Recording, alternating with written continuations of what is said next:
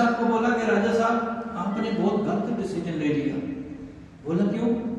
बोला इधर इतने लोगों की भीड़ लग जाएगी कि आप किस किस को अपनी संपत्ति दोगे। उसके बाद अगर ये संपत्ति आप लोगों को दे दोगे तो आपके पास बचेगा क्या? उन्होंने बोला घोषणा कर दी है तो कर दी है भाई, सही है नहीं? क्योंकि राजा तो हमेशा राजा ही होते हैं। लेकिन वो जो दिन उन्होंने मुकर्रर किया था तो उस दिन लोग घरों से निकले सुबह, हर बंदा, बताओ कौन नहीं राजा जैसी जिंदगी जीना चाहता? हर बंदा जीना चाहता कि नहीं जीना चाहता है? yes. सारे लोग घरों से निकले कि आज हमें पूरा राजपाट मिलने वाला है, आज हमारी जिंदगी बदलेगी, आज राजा बन जाएंगे। लेकिन जैसे वो घरों से निकले, वो राजा ने आगे क्या किया, पूरे नगर में मेले लगा दिए, नाच गान, खाना पीना, मौज मस्ती, क्या ऐसी चीजें उसने पूरे नगर में कर दी। लोग घरों से तो निकले, लेकिन जब वो उन चीजों में उलझ गए ना, तो शाम तक कोई भी राजे के महल में नहीं पहुंच पाया था। क्या हुआ? राजे के महल में कोई आ ही नहीं पाया। तो जो मंत्री थे वो बोलने लगे, महाराज ऐसा क्या हो गया कि लोग आए नहीं है? तो बोला यही दुनिया है। क्या है?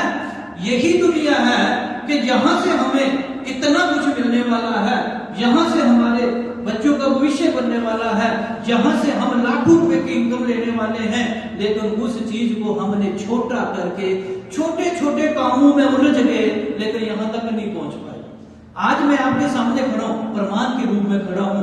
इसी काम को करते हुए, इसी बिजनेस में मैंने एक वीक की इनकम 1,20,20 रुपया दिया। ताली बजानी है बिना की, विजय जी बजाओ जाओ ताली। Thank you. और इसी बिजनेस से अभी मैं बात कर ही रहा था कुछ लीडरों के साथ कि मैं थोड़े दिन पहले थाईलैंड का टूर काट के आया हूं। मैं अपने खानदान का एक पहला इंसान हूं। मैं बोलता हूं कि कोई गया होगा या तो नौकरी करने के लिए या फिर कोई काम करने के लिए, लेकिन घूमने के लिए खाली एक मैं हूं जो घूम के आया, एक वीक का टूर काट के आया। और ये चीजें अभी बताओ कि मैं उलझ जाता, और बहुत ही छोटी मोटी चीजें, बहुत से लोग मुझे मिले जिन्होंने बोला यहां कुछ नहीं होता है, हमने करके छोड़ दिया। अगर मैं उनके साथ उलझ जाता तो आज 55 साल एज है मेरी, कम पढ़ा लिखा इंसान हूं। मैं बताऊं आज भी कोई काम ढूंढने जाऊं ना तो मुझे 5,000 से ऊपर को तरस करके रख ले यार, चलो गरीब आदमी है, 5,000 से ऊपर ना मुझे कोई दे।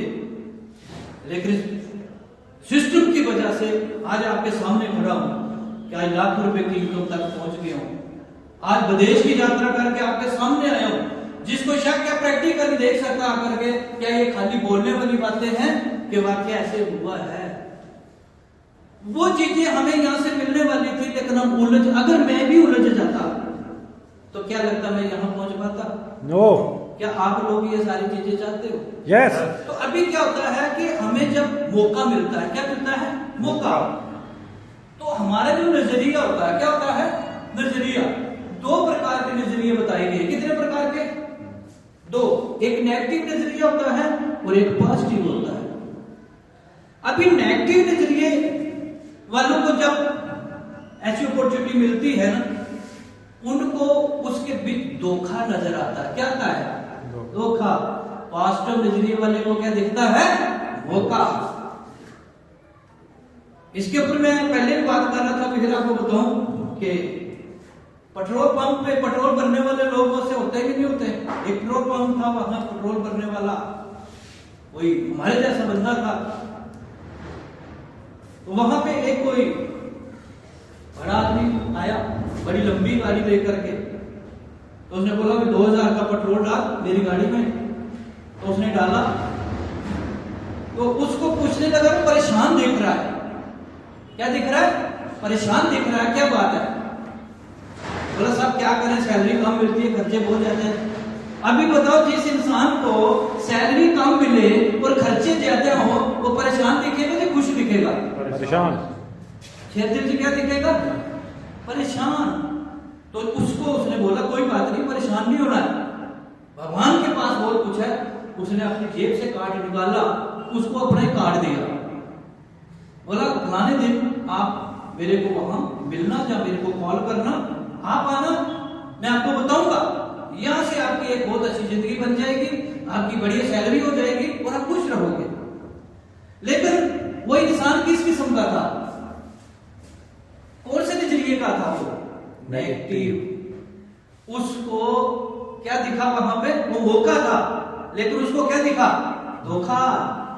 तो उसने कार्ड को देखा, ऐसे उसको मसला फेंक दिया। क्या किया? उसी पेट्रोल पंप में एक सफाई कर्मचारी था बेचारा, जो साफ सफाई करता था, झाड़ू झाड़ू मारता था, और वो दूर खड़ा सुन रहा था, लेकिन झाड़ू मारते मारते वो कार्ड उसके हाथ में लग गया। उसने वो उठाया, क्योंकि बात तो उसने सुनी थी कि आप मुझे मिलना या मुझे कॉल करना।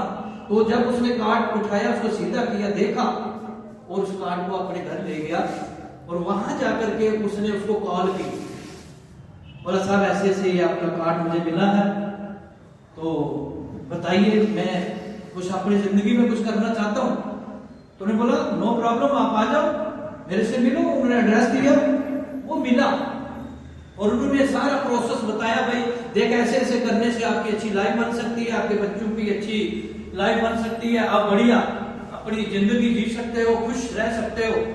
तो जो प्रोसेस बताया, और उस बंदे ने उस प्रोसेस को पूरा किया, और ठीक 2 साल के बाद वैसी ही गाड़ी जैसी उसके पास थी, उसके पास भी आ गई। और उसी पेट्रोल पंप के ऊपर ठीक 2 साल के बाद वो गाड़ी लेके आता है, और उसी पेट्रोल पंप वाले को बोलता है कि इसमें 2000 का पेट्रोल डालो। उसने 2000 का पेट्रोल डाला। पूछा तो उदास परेशान नजर आ रहा, क्या बात है? बोला क्या करें बाबूजी, जिंदगी ही ऐसी है नहीं। फिर वो गाड़ी पेट्रोल डाला, थोड़ा सा आगे गया, उसने ब्रेक मारी, फिर उसको उधर बुलाया, बोला भाई साहब इधर आना।